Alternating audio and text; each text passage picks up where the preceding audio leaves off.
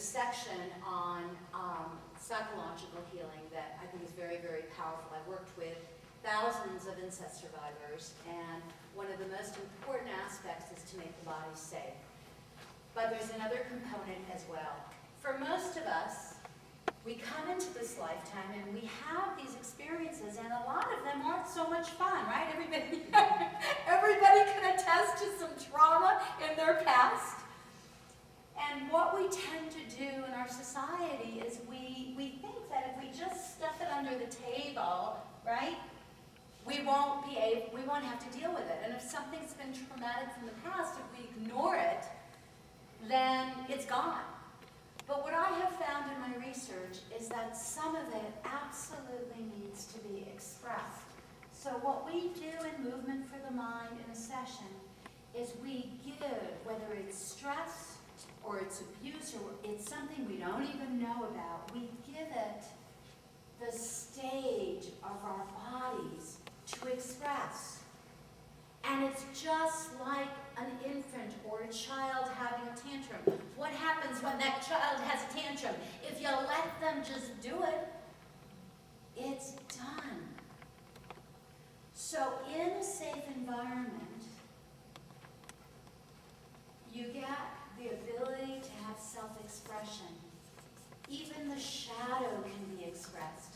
And once the shadow is expressed, we can replace that pain with a new belief and with a sense of what our friend here said, freedom and vulnerability.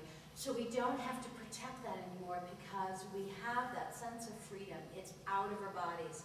I'm going to teach you a very simple technique today to do. We will have time, I promise.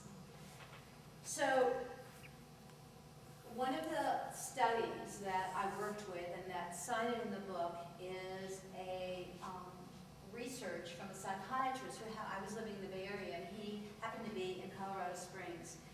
And he had done a lot of research on brain chemistry and PTSD. And what he found is that we all primarily have two brain states that we live in. From about the age of 1 to 10, I'm going to be very simplified. This is brain chemistry 101. So we tend to, from the age until about the age of 10, we tend to be in the alpha brainwave state. And the alpha brainwave state is a slow state. We might differentiate it by saying it's mostly from the right brain, and it is in the frontal lobe, it's slow, it's creative, it's that sense of undifferentiation, it's more going with your gut. And about the age of 10 and on, we spend most of our time in beta brainwave state, which is the left brain, intellectual, logical state of mind. What Dr. Stockdale found is that in any form of PTSD, and now we're using it wide range, whether you had trauma as a child, whether you had trauma as an adult, most therapy, including meds, including talk therapy, worked just on the beta brainwaves. They worked on the logical mind. And what research has found is that trauma, from minor to major, is stored through the alpha brainwave.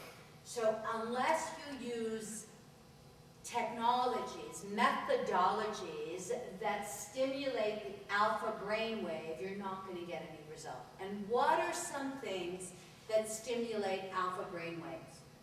Definitely movement, art, anything that's nonverbal, anything that connects oneself to that level of knowing within. Why has meditation and yoga become so big in the society? Because we know in that quiet place within us is all our knowledge.